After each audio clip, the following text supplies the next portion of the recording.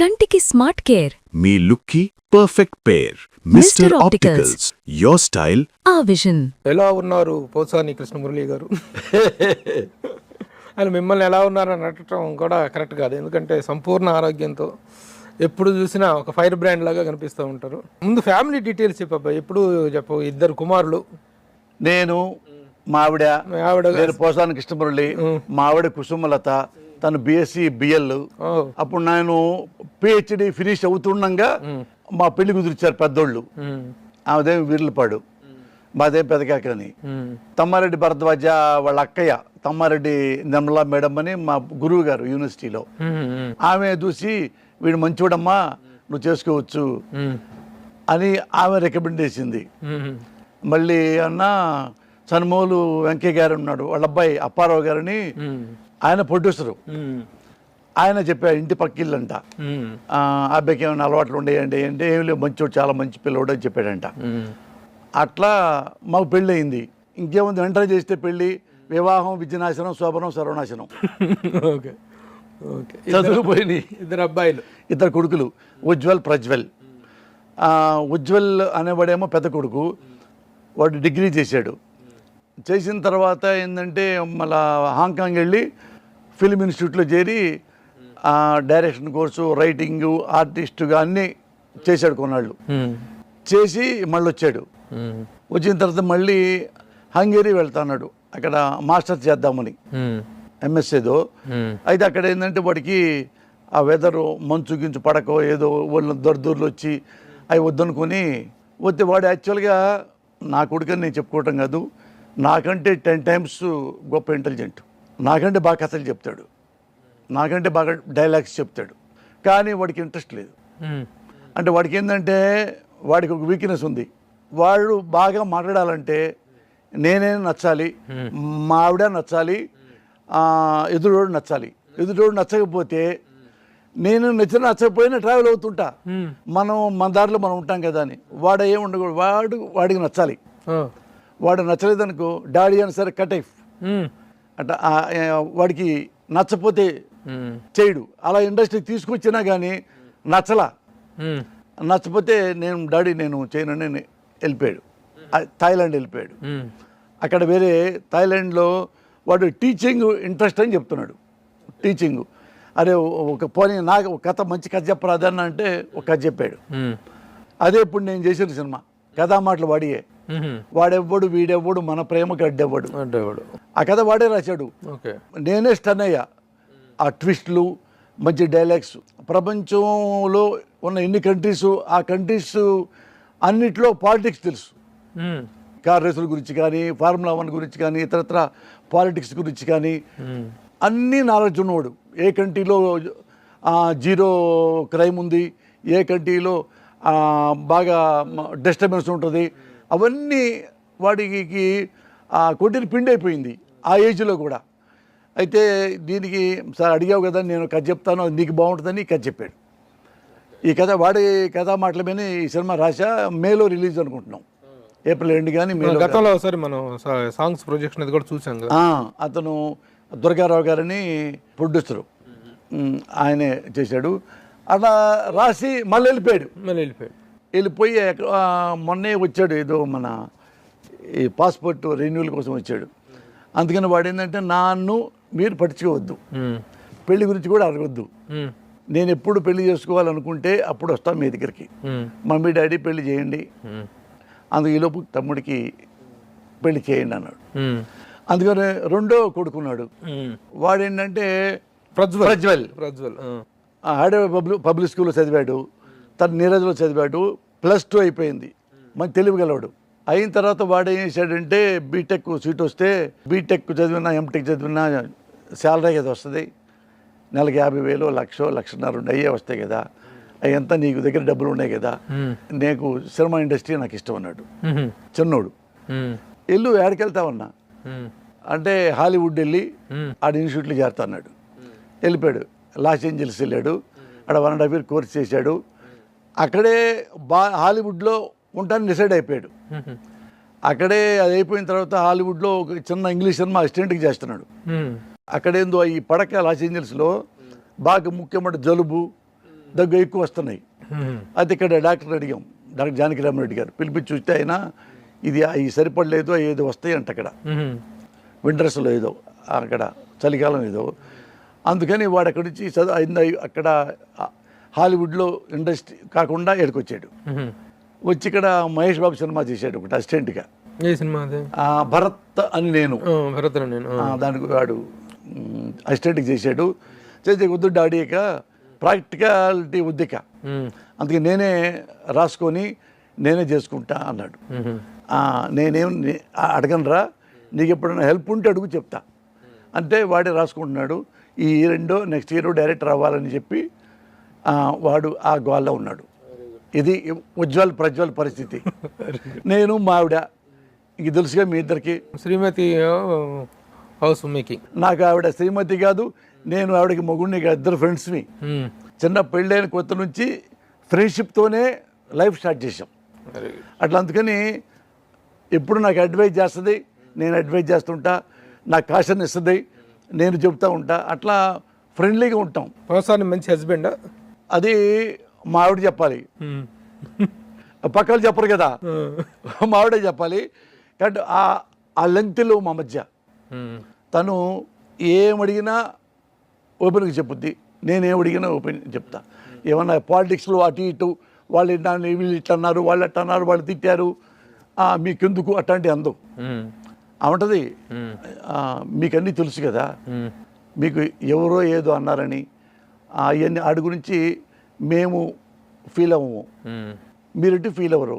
మీరు ఏ పని చేయాలనుకున్నారో అది మాత్రం సిన్సియర్గా చేయండి, అదొకటే చెప్పుద్ది. అంటే ఈ గొడవలు వీటిలో ఏమి ఫీల్ అవటం కానీ అసలే ఆ మధ్య ఎప్పుడు కూడాను వాళ్ళకి పొలిటికల్గా మీరు రకరకాల స్టేట్మెంట్లు ఇస్తారు, మీరు తిడతారు, మీరు తిట్టించుకుంటారు, కింద పడతారు, మీద పడతారు, అదంతా కూడా. ఒక సందర్భంలో మాత్రం ఆవిడ పేరు కూడా ప్రస్తావనకు వచ్చి వాళ్ళేమో ఎక్కువ తిట్టారో తెలియదు కానీ మీరు మాత్రం ఆత్మనిందకు, విపరీతమైన ఆత్మనిందకి, భార్య నిందకి పాల్పడ్డారు. అవును, చాలా దారుణంగా అయినటువంటి భాష కూడా వాడారు మీరు. అవును. ఏమంత ఆవేశం ఎందుకు? ఆవేశం కాదు. ఇప్పుడు ఆ సమయంలో ఆవిడ స్పందన ఏంటి? నేను ఎవరిని అన్వాంటెడ్గా ఇంతవరకు నా జీవితంలో నేను తిట్టను. ఎవడన్నా వాడు మిగతా వాళ్ళలాగానే పోసాను మురళి కూడా మన ఎమ్మెల్యేని తిడుతున్నాం, ఎమ్మెల్యే ఫోన్కి మెసేజ్ పెట్టి బూతులు తిడుతున్నాం, మంత్రికి తిడుతున్నాం, మంత్రి ఫోన్ కూడా మెసేజ్ పెట్టి బూతులు తిడుతున్నాం, ముఖ్యమంత్రిని తిడుతున్నాం, వాళ్ళని ఇంట్లో వాళ్ళని తిడుతున్నాం, మన ఎవరు పట్టించుకోరు, మనం తిట్టొచ్చు అని ఫ్యాన్స్ ద్వారా వాళ్ళ ద్వారా తిట్టించుకునే పరిస్థితి ఉందనుకో, ఐ వోంట్ టాలరేట్. అమ్మో వాళ్ళు ఇట్లా వాళ్ళని క్వశ్చన్ చేసినందుకు ఇలా తిట్టేశారు అని ఇట్లా భయపడి ఏడ్చేవాడిని కాదు. చూసుకున్నాను ఇది వీడికి అంటే ఎప్పుడు నన్ను గుర్తుపెట్టుకోండి, ఒక తిట్టు వలన, ఒక బూతు వలన సమాజం నాశనం కాదు. ఒక బూతు పని వల్ల, ఒక వెన్నుపోటు వల్ల, ఒక దుర్మార్గం వల్ల, ఒక ప్రభుత్వం పడగొట్టడం వల్ల వీటి వలన సమాజ నాశనం అవుద్ది, మోరల్స్ పోతాయి తప్పితే ఓ తిట్టు వలన సమాజం పాడైపోదు. చాలామంది అంటుంటారు తిట్లు మంత్రి కోడాలి నాని, పేరు నాని, పేర్లు చెబుతుంటారు. మళ్ళీ అబోవాల్ పోసాను మురళి. నేను ఎప్పుడు తిట్టను, నేను ఎప్పుడు రియలైజ్ చేస్తా, డిమోరలైజ్ చేయను. ఇది ఉన్నానుకో, ఇది చేసావు తప్ప కాదా, దానికి యూ హ్యావ్ టు బేర్. నువ్వు ఆన్సర్ చెప్పు. నేను పోసాను మురళి ఇలా అడిగాడు మన్నయ్య అంటే మన తప్పు అయితే నోరు మూసుకోండి, రియలైజ్ అవ్వండి. తప్పు లేదనుకోండి ప్రశ్నలు పెట్టండి. పోసాని ఇలా అన్నావు, అది కరెక్ట్ కాదు, ఎలా జరిగింది, అది అలా జరిగింది. అప్పుడు నేనేమవుతాను, రియలైజ్ అవుతా. రియలైజ్ అయితే నెక్స్ట్ నేనే ప్రశ్న పెట్టి సారీ చెప్తా. మీరు ఒకటి, నేను నా సూటి ప్రశ్న ఒకటి ఏంటంటే, మీరు అపోజిషన్లో ఎవరిని తిట్టారో, ఏ కారణంగా కాంట్రవర్సీ వచ్చిందో అదంతా పక్కన పెట్టేసేద్దాం, అది అయిపోయిన గొడవ. కానీ ఆ రోజున మీరు మీ శ్రీమతి మీద కూడాను ఒక అన్వాంటెడ్ లాంగ్వేజ్ వాడేసి నా భార్య ఎట్లా, నా భార్య అనుకుంటారు అని మాట్లాడారు. అది మీరు అనుకుంటారు, అది మీ కర్మ, మా కర్మ కాదు. అది ఆత్మనింద లాంటిదే పాల్పడ్డారు. ఆత్మనిందేం కాదు, మేమేంటి చెప్పాం సొసైటీకి, నేనేంటి, నా భార్య ఏంటి, నా బిడ్డలేంటి నేను చెప్పా సొసైటీకి. నాకు సిగ్గెందుకుంటుంది, తప్పు చేసేవాడు సిగ్గుపడాలి, వాళ్ళు ఫీల్ అవ్వాలి, నేను ఫీల్ అవుతాను. ఆ కాంట్రవర్సీలో మీ ఆవిడ మిమ్మల్ని ఏమనలేదు, మేమీ ఫీల్ అవ్వలేదు. ఆవిడకి ఏమీ తెలియదు. అది ఇప్పుడు నా సెల్కి కదా ఫోన్ వచ్చింది, వాళ్ళు పబ్లిక్ లేని తిట్టలేదు కదా, నేనే పబ్లిక్ చేశా. ఎందుకంటే వీళ్ళ అవతారాలు తెలియాలని, ఇకనైనా బుద్ధిగా ఉంటాడని. అర్థమైందా? నా సెల్కి వచ్చింది అంటే వాళ్ళు ఏమనుకున్నారు, పోసాని సెల్లికి ఇట్లా బూతులు తిడుతూ మన వాళ్ళతో ఫోన్ చేపిస్తే ఆడు గడగడ ఉనిగిపోయి వామ్మో పిల్లల్ని తిట్టారు, వామ్మో బిడ్డలను తిట్టారు, వాడిని ఇంకా ఆడాలను తిట్టారు, భయపడిపోయి మూసేసుకొని జోలు పెట్టేసుకొని తెలియనట్టుగా మళ్ళీ మామూలుగా ఉంటారు, ఇక మన జోలికి రాడు అనుకున్నారు వాళ్ళు. I'm not that kind of person. I'm human being. నేను సెన్సిటివ్గా ఉండేవాడిని, సిన్సియర్గా ఉండేవాడిని. నేను ఎప్పుడు మోసం చేయలా, నేను ఎప్పుడు వెనుప్పుడు మడవలా, నేను ఎప్పుడు పార్టీలు మారలా. నేను ఇండిపెండెంట్. పోసానికి ఇష్టం ఉండి నేను హ్యూమన్ బీయింగ్ అని, హ్యూమన్ బీయింగ్ అని నేను ప్రవర్తిస్తా. మనిషి లక్షణాలే నాలో ఉన్నాయి. మళ్ళీ మనిషి లక్షణాలు ఏంటి? నవ్వితే నవ్వుతా, ఏడుపోతే ఏడుస్తా, నిద్రొస్తే నిద్రపోతా, కోపం వస్తే తిడతా. ఇదన్నిటికీ రీజన్స్ ఉంటాయి. అందుకని నేను మనిషిని చెప్తున్నా. ఇది వచ్చింది కదా, భయపడలా. ఎమ్మంటే నా భార్యని పిలిచా, కూర్చో అన్న. ఏంటి అంది. చదువుకున్న అమ్మాయి కదా, నా ఏజీ అంటే అమ్మ వయసు కదా, మొత్తం చదువు అన్న. చూసుకుంది, నన్ను తిట్టింది, ఆమెను తిట్టింది, అన్ని చూసింది కదా. చూసింది ఒక సెకండే బ్రుగుటి అంటారే, ఇట్లా మూడ్చుకుంటారు, ఇట్లా ఇట్లా అనుకుంది, ఐబ్రో లిఫ్టింగ్ లాగా ఇట్లా పెట్టింది. అక్కడ టీ తీసుకొస్తాను, తాగి రిలాక్స్ అవ్వండి, ఇలాగ వెళ్ళిపోయింది.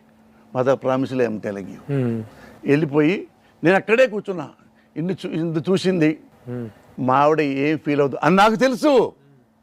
ఎందుకంటే ఏ రోజు పెళ్ళి అయిందో పెళ్ళికి ముందే మేమిద్దరం మాట్లాడుకున్నాం అట్లా. అర్థమైందా? పెళ్ళప్పటికి పోసాను ఇంత అగ్రెసివ్ కాదుగా, ఇంత అదిగా ఎప్పుడు ఒకటే. మీకు తెలియదు అది. నేను నాగచోటిలో చదువుకున్నా, యూనివర్సిటీ జనరల్ సెక్రటరీగా ఉన్నాను. ఆ రోజుల్లో నాకు ఎమ్మెల్యే టికెట్ ఆఫర్ చేశారు. అప్పటి నుంచి ఉండింది. అంటే ఎలా ఉన్నాను అప్పటి నుంచి? అప్పటి నుంచి ఇప్పటివరకు పోసానికి ఇష్టం లేనేవాడు మనిషిగానే ఉన్నాడు. జంతు ప్రవర్తన లేదు, పశు ప్రవర్తన లేదు, పక్షి ప్రవర్తన లేదు, అక్కు పక్షి ప్రవర్తన లేదు, మనిషిగానే నడుస్తున్నా. అందుకనే దేవుడు నాలో నిలిచాడు, ధర్మం నాతో నడుస్తుంది. అది చూసి ఇద్దరు తాగాం టీ, టీ తాగారా, రిలాక్స్ అవ్వండి, మీ పని మీరు చూసుకోండి అని వెళ్ళిపోయింది. నువ్వు రియల్ ఎస్టేట్ వ్యాపారం పెట్టుకున్నావు, ఏమన్నా చేసుకో, మా సంబంధం లేదు. నువ్వు కాఫీ హోటల్ పెట్టుకున్నావు, నువ్వు కాఫీ నీ హోటల్లో బాగుంటే తాగుతారు, బాగోకపోతే ఇంకో హోటల్కి వెళ్తారు. అలాగే నువ్వు ఒక పార్టీ పెట్టుకుంటావు, పరిశీలిస్తారు. పార్టీ ఎవరి కోసం పెట్టుకుంటున్నావు? ప్రజల కోసం పెట్టుకుంటున్నావు. అంటే మా కోసం పెట్టుకుంటున్నావు. ఏమేం చెబుతున్నావు? I can bring the stars from the sky అని నువ్వు చెబుతున్నావు. ఇంకోటి ఏం చెప్తాడు? హైదరాబాద్లో సముద్రం లేదు, నేను సముద్రం తీసుకొస్తా, నాకు ఓటేస్తే అంటాడు. అవి మేము ప్రశ్నిస్తాం. ఎవడిని? నేను భారతీయుడిని, ఎబవాల్ పౌరుణ్ణి. పౌరుడు మోడీని ప్రశ్నించట్లేదా మనం? కాంగ్రెస్ను ప్రశ్నించట్లేదా? ఇందిరాగాంధీని ప్రశ్నించలేదా మనం? అందరూ ఎమర్జెన్సీ పెట్టిన ఇందిరాగాంధీని ప్రశ్నించారే, జయప్రకాష్ నారాయణ లాంటి వాళ్ళు. అలాగే నువ్వు మా కోసం జనాల్లోకి వస్తున్నావు. నువ్వు ఇలా ఉంది కదా, మరి అలా ఎందుకు? ఇలా చేసావు కదా, మరి అలా చేసావు కదా, మరి అంటే హుందాగా ప్రశ్నలోకి వచ్చి ఎస్ ఐ డిడ్ మిస్టేక్, ఇక మిస్టేక్ చేయను, మీ దండం పెడతాం మేము. ఇన్ని సంవత్సరాలు నా వల్ల జరిగింది ఈ తప్పు వరకు ఈ రియలైజేషన్ నాలో వచ్చింది అనేటువంటిది ఏమైనా చెప్పగలిగే సంఘటన కానీ సందర్భం కానీ? ఇంతవరకు సినిమా ఇండస్ట్రీలో వచ్చి నేను 37 సంవత్సరాలు ఏ ఒక్క మిస్టేక్ నేను చేయలా. ఏ ప్రొడ్యూసర్ దగ్గరైనా, ఏ డైరెక్టర్ దగ్గరైనా, ఏ హీరో దగ్గరైనా, ఏ హీరోయిన్ దగ్గరైనా, ఎవరిదైనా సరే నేను రైటర్గా ఉన్నప్పుడు రైటర్గానే ప్రవర్తించా, డైరెక్టర్గా ఉన్నప్పుడు డైరెక్టర్గానే ప్రవర్తించా, ఆర్టిస్ట్గా ఉన్నప్పుడు ఆర్టిస్ట్గానే బతికా, ప్రొడ్యూసర్గా ఉన్నప్పుడు ప్రొడ్యూసర్గా బతికా. ప్రొడ్యూసర్గా ఉన్నప్పుడు కూడా ఒక సినిమా తీస్తే తెలుగు ఇండస్ట్రీలో నేను పెట్టినంత మంచి భోజనం ఎవడు పెట్టలా, ఇంక్లూడింగ్ రామానాయుడు పెట్లా. అడగండి మీరు, ఓపెన్. మొత్తం అయితే 5 లక్షలు అవుతాయి భోజనానికి, నేను 30 లక్షలు ఖర్చు పెట్టా భోజనానికి. ఎందుకంటే ఫస్ట్ టైం నేను సినిమా తీస్తున్నా, వాళ్ళకి మంచి భోజనం పెట్టాలి. బ్రేక్ఫాస్ట్లో కూడా 2 నాన్ వెజ్లు ఎవరు పెట్టారా? నాన్ వెజ్లు బ్రేక్ఫాస్ట్లో. ఇది పొద్దున్న టిఫిన్కి ఎవరు పెట్టలే, చూడలే. నా బ్రేక్ఫాస్ట్ తినడానికే టైంకి అందరూ ముందు వచ్చేవాళ్ళు ఆర్టిస్టులు. ఎందుకంటే ఆపం పాయ పెడతాడు, మురళి పొద్దున్న నాన్ వెజ్ పెడతాడు, కీమా ఉప్మా పెడతాడు. అనగానే బ్రహ్మానందం ఇప్పుడున్నారు చూడండి, అడగని చెప్పండి. వాడు 9 మంది నవరత్నాలు ఆ సినిమాలో వస్తే ఎంఎస్ రాయణ మొత్తం వీళ్ళందరూ ఉన్న వాళ్ళందరూ పొద్దున్నే మీరు 8ంటికి రండి, తినండి, 9ంటికి షూటింగ్ వెళ్ళండి, 5:30కి వెళ్ళిపోండి ఇంటికి అనేవాడిని. మీరు లేట్కి వచ్చారంటే అంటారు కదా చాలామంది కెమెరాస్ లేట్కి వస్తారని. మీరు లేట్కి వస్తే నైట్ 9 దాకా ఉంచుతా. మీరు కరెక్ట్గా 9 కెమెరా ముందు ఉండే 5:30కి వెళ్ళిపోండి. ఆ 9 మంది నవరత్నాలు అనేవాళ్ళు కామెడియన్స్, అరే పోసా అని మనకి ఇది ఇచ్చాడు. మనం 8:30కి లొకేషన్కి వెళ్దాం, టిఫిన్ తిందాం, 9 షూటింగ్కి వెళ్దాం, 5:30కి వెళ్ళిపోవచ్చు అన్నాడు, నైట్ చేయడం అన్నాడు. అట్లా అందరూ టైంకి వచ్చారన్నా. 8:30కి వాళ్ళే పిలుచుకొని వచ్చి 9ంటికి మొత్తం టిఫిన్ తినేసి 9ంటికి షూటింగ్ మొదలు పెడితే ఈవినింగ్ 5:30కి నాకు చెప్పకుండా వెళ్ళిపోయేవాళ్ళు. ఇలా అన్నిట్లో నేను నిబద్ధతగానే ఎవ్వడికి పైసా ఎగ్గొట్లా. మీరు అడగండి కాయ. అప్పుడు విన్నాను వండర్ఫుల్ ప్రొడక్షన్, ఐడియల్ ప్రొడక్షన్ చేశాడనేటువంటి అభినందనలు ఆ రోజుల్లో ఉన్నాయి. మేము ప్రత్యక్షంగా చూసాం కాబట్టి దాంట్లో ఎలాంటి డౌట్ లేదు. పోసాని కృష్ణమురళి రచయిత, నటుడు, నిర్మాత, దర్శకుడు, ఈ 4 పోర్ట్ఫోలియోలు. ఇప్పుడు మిగిలిన పోర్ట్ఫోలియోలు ఏంటి? రచయితని నటుడు మింగేశాడు. నటుడు అయిపోగా బిజీ అయిపోగానే రచయితను వదిలేసావా? అట కాదు, ఏమైపోయిందంటే నేను ప్రభు మద్రాసు వచ్చింది ఎందుకంటే అక్కడ యూనివర్సిటీలో సీటు వచ్చి ఎంఫిల్ సీట్ వచ్చింది. ఎంఏ తర్వాత ఆడ ఎంఫిల్ పాస్ అయ్యి తర్వాత పిహెచ్డి చేసి తర్వాత డీలిట్ చేసి తర్వాత డైరెక్ట్గా అసిస్టెంట్ ప్రొఫెసర్ అవ్వచ్చు, లెక్చర్ గ్యారెంటీకి వచ్చింది జాబు. అది మనసులో ఉండింది నాకు. అండ్ నేను టాకిటివ్ కొంచెం ఎక్కువ మాట్లాడతా, అందుకని స్పష్టంగా చెప్పగలను పిల్లలకి పాఠాలు అనేది నాకు ఉండింది. ఉండి మద్రాసులో పరశుద్ధ బ్రదర్స్ దగ్గర అసిస్టెంట్గా ఫస్ట్ వెళ్ళింది సత్యానంద్ గారి దగ్గరికి. ఎవరో చెప్పారు, మీరు ఎంఏ చదువుకున్నారు కదా, మరి మా రైటర్స్ దగ్గరికి వెళ్ళిపోయి అసిస్టెంట్గా ఉంటే బాగా మీకు హెల్ప్ అవుద్ది కదా అన్నారు. అంటే నేను ఆ బుక్లో చూసుకొని సత్యానంద్ గారి దగ్గరికి వెళ్ళాను. సత్యానంద్ గారు తలుపు తీశాడు. ఎవరు అన్నాడు. సార్ నా పేరు పోసాని కృష్ణమురళి అండి, ఎంఏ చదువుకున్నాను, ఎంఫిల్ చేస్తానికి వచ్చాను ఇక్కడ, మీకు అసిస్టెంట్కి చేస్తాను సార్, ఆ అవకాశం ఉంటే ఇవ్వండి అన్నా. చూశాడు. మురళి నేను పెట్టుకునేవాడిని, ఇప్పుడు నేను ఝాన్సీ లక్ష్మణ్ సినిమా తీస్తాను భానుప్రియతో, డైరెక్షన్ చేస్తున్నాను, అది 4-5 నెలలు పట్టుద్ది, ఆ తర్వాత పెట్టుకుంటా అన్నాడు.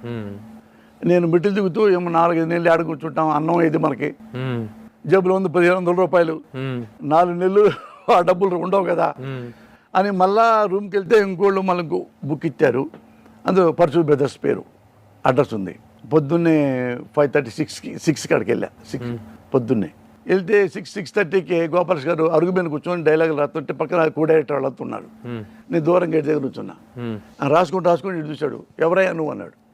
దగ్గరికి వచ్చేతో ఫైల్ ఉంది నా డాక్యుమెంట్లు, అంటే ఏంది 10th క్లాస్, ఇంటర్మీడియట్, డిగ్రీవి, ఎంఏవి అవన్నీ ఉంటే నా పేరు పోసాని కృష్ణమురళి సార్, మీకు అసిస్టెంట్కి చేయడానికి వచ్చాను, మా దగ్గర ఏం ఖాళీ లేవయ్యా, వెళ్ళిపో అని రాసుకున్నట్టే రాసుకొని చూస్తుండగానే నేను ఎంఏ తెలుగు చదివాను సార్, చదువుకున్నాను సార్, లేవు మన దగ్గర, థ్యాంక్ యూ సార్. ఆ నుంచి గేటు బయటికి వెళ్ళిపోయి ఆడికి వెళ్దాం, రూమ్కి వెళ్ళిపోయి ఆడ బ్రేక్ఫాస్ట్ చేద్దాం, ఆడికి వెళ్ళిపోయి అనుకుంటూ ఉండగా వీళ్ళు బయట అంబాసిడర్ కారు, ఆ కారు ఎక్కేసి వాళ్ళు వెళ్తున్నారు. పొద్దున్న నుంచి వెళ్ళిపోతారు, మన హోటల్కి వెళ్తారు సిట్టింగ్లకి. ముందేమో రన్నింగ్ షూటింగ్కి డైలాగ్ రాసి ఇచ్చేస్తుంటారు కో డైరెక్టర్లకి. అటు వెళ్తుంటే నేను ఆ కారు ఎక్కిన తర్వాత వాళ్ళు వెళ్ళిపోయిన తర్వాత ఇటు వెళ్ళిపోదాంలే, వెనక్కి వెళ్ళాలి కదా అని ఇట్లా ఉంటే ఆ కారు ఎక్కి అటు వెళ్ళిపోయి నేను ఇటు వెళ్తుంటే అక్కడ వెళ్ళిపోయిన కారు ఆపారు, అంబాసిడర్ కారు వైట్ది, గోపాలకృష్ణ గారు కారు ఆపారు. చూస్తే ఏమో అన్నాడు. చూశాను ఇట్లా అన్నాడు. దగ్గరికి వెళ్ళా. రేపు మార్నింగ్ 5:30కి రా, నీ భవిష్యత్తు తేల్చేస్తా, ఇదే మాట ఉంది. అంటే నేను వెళ్ళిపోయింది, వెళ్తుంటే 5:30కి రమ్మన్నాడు. అంటే ఆ టైం కరెక్ట్గా వస్తే ఉద్యోగం ఇస్తాడా గోపాలకృష్ణ గారు అనుకున్నాను. నేనే ఇట్లాంటి కళలు ఎప్పుడు కన్ను పెట్టుకుంటా లేదా, ఇది లేదా, అసలు అయ్యే పట్టుకొని నేను ఎప్పుడు ఇది మన కాదు వదిలేసి అంతే ఉంటుంది. అప్పటికిప్పటికి ఇదే. చిన్నప్పుడు నా మెంటాలిటీ బేసాలు వచ్చి రాకముందు కూడా ఇది కాదు మనది పో అంతే. అంటే అనపోతే అన్నాం. వెళ్ళిపోయిన తర్వాత మళ్ళీ లాస్ట్గా 5:30 లోపే వచ్చేలోపు 6 అయింది. ఎప్పటికి ఈలోపు ఈ ఇంట్లో నుంచేమో గోపాలకృష్ణ గారు, ఆ ఇంట్లో నుంచే పరచూరు వెంకటేశ్వర గారు తోటి, రే పెద్దడా ఈ కుర్రాడే నేను చెప్పింది, ఎంఏ తెలుగు చదువుకున్నాడు. నన్ను చూశాడు. ఏమయ్యా శుభ్రంగా ఉన్నావు, ఉద్యోగం చేసుకోవచ్చు కదా, ఈ లెక్చరర్ గారు సినిమా పిచ్చి పెట్టింది, ఏమయ్యా నువ్వు శుభ్రంగా ఉన్నావు, నీ దుంప దాకా బీకెత్తిగా సినిమా పిచ్చి, ఏమయ్యా వాడు అలాగే ఉంటాడు, నువ్వురా ఎక్కువ అన్నాడు గోపాలకృష్ణ గారు. ఆయన ముందే వాళ్ళ అన్నయ్యని, వాడు అలాగంటాడు అవయ్యా నువ్వురా, అంటే వెనక సీట్లో కూర్చుంటే జరుగు అని గోపాలకృష్ణ గారు కూర్చున్నాడు. ఇటు జరుగు అని వెంకటేశ్వర గారు కూర్చున్నారు. ఇద్దరు మధ్యలో కూర్చున్నారు. ఇద్దరి మధ్యలో ఎప్పుడు కూర్చున్నాను నేను సెటిల్ అయిపోయాను అనుకున్నా మనసులో. అంటే ఇద్దరి మధ్యలో నన్ను కూర్చోబెట్టరు కదా నాకు ఉద్యోగం ఇవ్వకపోతే అనే తప్పితే ఆశ నిరాశలో పడలా. అటు నుంచి అడయారు హోటల్ తీసుకెళ్లారు. అది బోండా ప్రసాద్ అంటారే, బివిఎన్ ప్రసాద్ గారు అత్తాడి దారి సినిమా తీశారు. అప్పుడు ఆయన ప్రొడ్యూసర్ అనమాట, బాగోలి ప్రసాద్ గారు. కూర్చుండా నేను నుంచున్నాను. వాళ్ళు ఏదో టిఫిన్ ఆర్డర్ ఇస్తున్నారు. నువ్వేం తింటావయ్యా అన్నాడు. ఏదైనా పర్లేదు సార్ అంటే మాది పెట్టి వాళ్ళకు పెట్టవయ్యా అని రాసుకున్నారు. దాని తర్వాత కూర్చో అని చెప్పి దేనికి వచ్చావు నువ్వు? ఏదన్నా పర్సనల్ మ్యాటర్ సార్, మీకు చెప్పండి చెప్తాను సార్ అన్న. అక్కర్లేదు, పర్సనల్ మ్యాటర్ మాకెందుకు, ఏం అక్కర్లేదు, పని చేసుకో అని. ఒక మణి అని మేనేజర్ ఉన్నాడు. మణి ఏ పేరు అని పేరు ఫుల్ పోసానికి ఇష్టపడి ఇతన్ని పాండ్యపదార్థ తీసుకెళ్ళు. 4 చొక్కాలు 4 ప్యాంట్లు మా వాడికి కొంత తీసుకురాపో. నాకు ఉన్నాయి సార్. ఉన్నాయి లేవయ్యా, ఉన్నాయి ఏమో తీసుకెళ్ళవయ్యా, నువ్వు తీసుకెళ్ళి మంచి బట్టలు మా వాడికి కొనిపి తీసుకురాపో అన్నాడు. వెళ్ళు అన్నాడు. సీఆర్ఎం ఏదంటారు, అది 4 చొక్కాలు 4 ప్యాంట్లు గుడ్డలు తీసుకొని టైలర్కి ఇచ్చి వచ్చు. అక్కడ నుంచి వెంకటేశ్వర గారు ఏమన్నా అంటే, ఏమయ్యా మేము ఇప్పుడు అన్నానికి వెళ్తున్నాం ఇంటికి, నువ్వు మా దగ్గర ఉన్నావు కదా, మరి కొన్ని డైలాగులు నీకు నచ్చినవి రాయి. ఈ సినిమాలో నేను ఏదంటే వేషం వేస్తున్నా, అందులో నేను ప్యాకెట్ పిచ్చోడు. నేను పేకల మీద అవి ఉండే కదా, డైమండ్ గేమెంట్ ఇస్పెట్ ఉంటాయి కదా, అటు మీద మంచి పంచెస్ లాగా డైలాగ్ రాయగలవా అన్నాడు. రాస్తాను సార్ అన్న ధైర్యంగా. వెళ్ళిపోయి మళ్ళీ వచ్చాడు ఆయన. 4ంటికి అన్నం తినేసి మళ్ళీ 3-4ంటికి వస్తారు. 7-8 దాకా ఉంటారు. ఏమయ్యా నేను చెప్పాను, నువ్వు రాసావా ఏమన్నా? రాశాను సార్. ఏం రాసావు చూస్తే 70 ఉన్నాయి. అంటే కోటేశ్వరి సార్ మాట, అంటే కక్కిన కూటు కోసం ఆడిపడే కుక్కను కాదు, ఇట్లాంటివి ఉంటాయి కదా. ఇది కన్ను తెరిస్తే జననం, కన్ను మూస్తే మడం, రెప్పపాటే ప్రయాణం, ఇట్లాంటి మాటలు. ఏమిటి 70 రాసావా అని చూశాడు ఆయన. వర్క్ ఆపేసి చూసి ఆయన అందులో 50 దాకా టిక్ కొట్టాడు. ప్రభు చాలా బాగా రాసావా నువ్వు. అరే గోపాలకృష్ణ బాగా రాశాట వీడు కుర్రోడు. నేను బుద్ధి చెప్పా కదా నీకు, ఎంఏ తెలుగని, నువ్వే కాలేజీకి వెళ్ళి పర్లా, నువ్వు బాగా రాస్తున్నావు, ఇక్కడ కూర్చొని నేర్చుకో, బాగా రాయి, మా గోపాలకృష్ణ అంత అవుతావు నువ్వు అని ఆయన అందులో 50 టిక్కు పెట్టుకుని తెర మీద 35 పైన వాడాడు. ఏ సినిమాలో? అది ఇది ఉందా నా కృష్ణ గారి సినిమా. ఈయన అందులో ప్యాకెట్ ఆడతాడు అనమాట, ఏదో గుర్తులేదు అప్పుడు. నేను చెప్పేది 86లో. అట్లా వాళ్ళ దగ్గర సెటిల్ అయిపోయానన్న. వాళ్ళు నాకు అదొక సంతోషం ఏంటంటే, రోజుకు 2 గంటలు కాలేజీకి వెళ్ళి వస్తానండి. వెళ్ళు అన్నాడు. 2 క్లాసులు ఉంటాయి, ఎంఫిల్ కదా అక్కడ చెన్నైలో ప్రెసిడెన్సీ కాలేజీ సీట్ ఇచ్చారు. వాళ్ళు వెళ్ళి లంచ్కి వెళ్తారు కదా మధ్యాహ్నం. ఎమ్మటే 30B ఎక్కేవాడిని, ట్రిపుల్ గేమ్ దిగేవాడిని. ఆనుకొని కాలేజీ, మా ప్రెసిడెన్సీ కాలేజీ ఫేమస్ అది ఇండియాలోని. అక్కడ చదువు ఎంఫిల్ ఫస్ట్ క్లాస్లో పాస్ అయ్యారు. తర్వాత వాళ్ళే యూనివర్సిటీ వాళ్ళు మళ్ళీ నాకు PhD ఇచ్చారు, డాక్టరేట్ ఇస్తే అక్కడ చదువుకోమన్నాడు. వీళ్ళు ఇద్దరే చదువుకుంటే అది 3 ఏళ్ళు పైన చేశాను. ఇంకా 3 నెలలు ఉండగా నాకు డాక్టరేట్ వస్తుంది. వైవా మంచి సబ్జెక్టు, PhD ఏదంటే కొడవడగంటి కుటుంబరావు గారు, చలం గారు ఇద్దరు నవల్స్లో లేడీ క్యారెక్టర్స్ కంపారిజన్. ఆయన లేడీ చాలా ఉత్తమంగా ఉంటుంది, ఈయన లేడీ అధమంగా ఉంటుంది అన్న లెవెల్లో ఉంటాయి అక్కడ. అది మంచి టాపిక్ తీసుకున్నావు. ఏమయ్యా అంత పెద్ద టాపిక్ తీసుకున్నావు? బాగుంది సార్, ఇది నేను చేస్తాను అన్న.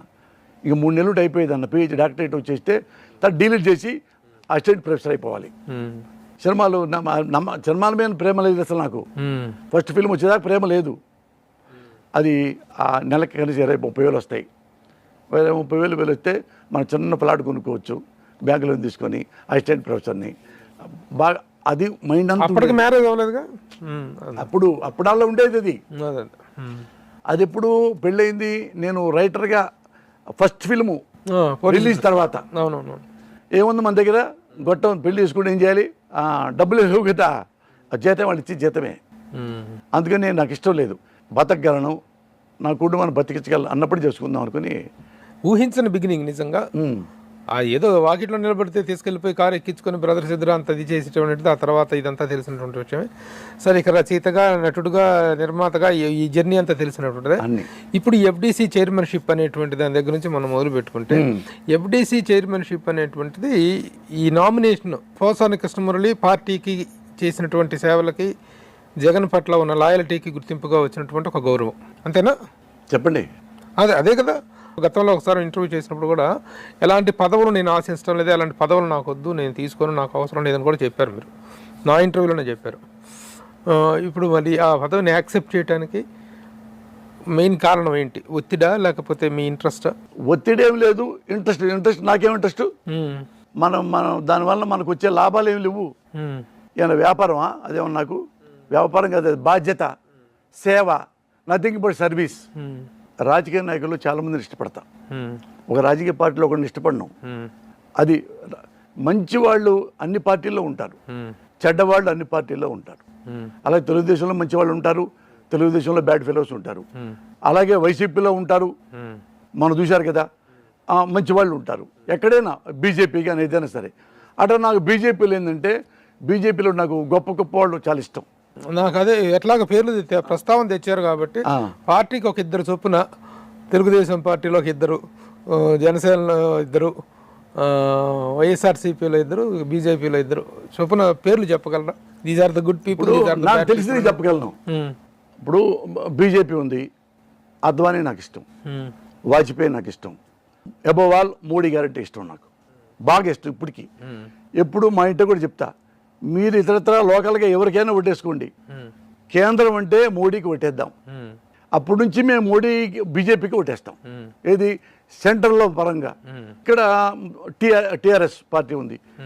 ఇక్కడ టీఆర్ఎస్ పార్టీ తెలంగాణ రావడానికి ముఖ్య భూమిక ఆయనే కాబట్టి, అందుకని కేసీఆర్ అంటే ఇష్టం నాకు. వాళ్ళలో హరీష్ అంటే ఇష్టం నాకు, వాళ్ళలో కేటీఆర్ అంటే ఇష్టం. ఈ ముగ్గురు ఇష్టం నాకు. ఎందుకంటే వీళ్ళు లేనోళ్ళేం కాదు, చదువుకున్న ఆయన. కేటీఆర్ చదువుకున్నాడు, జాబ్ ఉంది, వెల్ పర్సను. అది ఆయన ఎంఏ చదువుకున్నాడు, బాగా తెలివైన వాడు కేసీఆర్ గారు. రాజకీయాల్లోన మానవత్వం చాలా మంచిది. చీమ అవుతున్నగా చీమ పక్కకెళ్ళి నడుచి వెళ్తాడు, అవి అక్కర్లేదు. సమర్థత కావాలి, సమర్థత కావాలి, బీ ప్రాక్టికల్, ఇవి ఉండాలి. ఇది ఈ చూసిన ఏళ్లలో సమర్థుల్లో కేసీఆర్ సమర్థుడు. ఎందుకంటే ఈ తెలంగాణ రాష్ట్రంగా మలచడానికి నేను మీసాలు లేకుండా చిన్నప్పటి నుంచి కూడా ఉంది. చాలామంది దాని మీద తిరగబడ్డారు, పెద్ద వాళ్ళు, కాళోజీ లాంటి వాళ్ళు, కొండాబాబు లాంటి వాళ్ళు, మాణిక్యరావు గారు, పెద్ద చొక్కా గారు, చాలామంది ఉన్నారు. దీని అబోవ్ ఆల్ ఉద్యమకారులు ఉన్నారు. ఇంత ఉన్నా కానీ ఏంటంటే, ఒక అడుగు ముందుకెళ్తే 4 అడుగులు వెనక్కి వెళ్ళిపోయే పరిస్థితి ఉంది. ఎందుకంటే ఒక చావుకైనా వెరవకుండా ముందుకెళ్దాం, వస్తుందా తసదా అనే యాటిట్యూడు కేసీఆర్కి ఉంది. అయితే కేసీఆర్ 40 కిలోల బరువు ఉంటాడు, మామూలుగా చిన్న పేషెంట్ లాగా. కానీ ఆయన గుండె మాత్రం 40 కేజీల ఆర్డిఎక్స్. అంత స్ట్రాంగెస్ట్ మ్యాన్ మెంటల్లీ, ఫిజికల్లీ పక్కన మెంటల్గా ఎంత స్ట్రాంగ్ అంటే ఆయన ఎవరైనా ఢీకుంటాడు రాజకీయంగా. అందుకని తెలంగాణ వచ్చింది, వాళ్ళ ఇష్టం. ఓకే, నెక్స్ట్ చకచక వచ్చేద్దాం మనం. కాంగ్రెస్ జనసేనలో చెప్పమంటే ఎవరు చెప్తారు? ఇద్దరు గుడ్ పర్సన్స్ చెప్పమంటే ఎవరు చెప్తారు మీరు?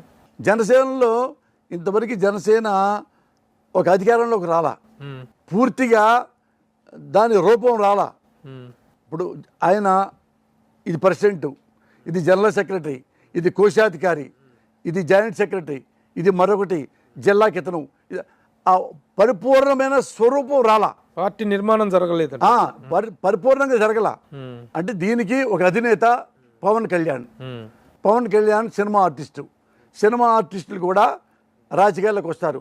వాళ్ళ అన్నయ్య వచ్చాడు, రామారావు వచ్చాడు, ఎంజీఆర్ వచ్చాడు, జయలలిత వచ్చింది, కృష్ణరాజు గారు వచ్చారు, సత్యనారాయణ గారు వచ్చారు, శారద గారు వచ్చారు, జమున గారు వచ్చారు, జగ్గే గారు వచ్చారు, అబోవ్ ఆల్ చాలా కృష్ణ గారు అందరూ వచ్చారు. అట్లా ఈయన వచ్చాడు. వచ్చినప్పుడు ఏంటంటే ఈయన స్థిమితంగా కూర్చొని చేతిలో బుక్కు పట్టుకొచ్చి ఇది నా మేనిఫెస్టో, ఇది నా ఎజెండా అని పెట్టి ఒక రూపాన్ని మనకివ్వాల. ఇస్తే అప్పుడు ఇది ఎంతవరకు మనకి మింగుడు పడుద్ది, ఇది జెన్యూనా కాదా, ప్రాక్టికలా కాదా. కొన్ని ప్రాక్టికల్గా ఉండవు. ప్రాక్టికల్ ఏది ఉండదంటే ఎగ్జాంపుల్ తెలంగాణ. ప్రాక్టికాలిటీ లేకపోయినా తెచ్చినవాడు కేసీఆర్. నో మేనిఫెస్టో, నో సిద్ధాంతాలు, నో జెండాలు, ఒకే జెండా తెలంగాణ రావాలి, తెలంగాణ మాకు కావాలి, గొంగళి పురుగు నేను కొరుక్కేసుకుంటా, నోట్ వేసుకుంటా, అది ఇవ్వు అంటం వల్ల ఏంటంటే సమాజం మొత్తం వెనకొచ్చింది. తనకంటే ఎజెండా పెట్టుకోవాలా, ఇది కావాలి, చస్తానా బతుకుతానా ఒకటే. ఇది తెస్తే ఈ రాజకీయాలు లేవు. నేను తెచ్చానంటే నాకు భవిష్యత్తు ఉంటుంది, తెలంగాణకి భవిష్యత్తు ఉంటుంది. అంటే ఈ రాజకీయ పార్టీకి భవిష్యత్తు, తెలంగాణకి భవిష్యత్తు ఉంది కొట్టేశాడు. అట్లా ఇక్కడ కూడా ఏంటంటే నువ్వు ఇవేమి చెప్పకపోయినా నువ్వు సీట్లో కూర్చొని ప్రెస్ ముందు కూర్చొని ఒక 100 మంది కూర్చోబెట్టుకొని ప్రెస్లో వాళ్ళే క్వశ్చన్లన్నీ నువ్వు ఆన్సర్ చేయి. నువ్వేం చెప్పాలో మొత్తం చెప్పు. ఎందుకు నేను ఈ పార్టీ పెట్టాను చెప్పాడు, చాలాసార్లు చెప్పాడు. మీరు వినలేదా? పోసా ఆయన నువ్వు విన్నావా? ఇప్పుడు ఎజెండా చెప్పలేదా? నువ్వేమి విన్నావా? నేను చెప్తా, ఏమన్నా చెప్తా. నువ్వు ఇప్పుడు అతను మాట్లాడుతున్నాడు కదా, చంద్రబాబు నేను కలిసి పోటీ చేస్తున్నాము చెప్పాడు. దానికి ఏమన్నా అది ఇప్పుడు చెప్పాల్సిన అవసరం ఏముంది? It is too early to declare that. ఇది నీ ఇంటో ఆస్తి నా ఇంటో ఆస్తి కాదు, పంపకాలకే ప్రజల ఆస్తి. ప్రజాస్వామ్యం అంటే ప్రజలు, రాజకీయం అంటే నథింగ్ బట్ సర్వీస్. ప్రజలకు అన్నీ చెప్పాలి.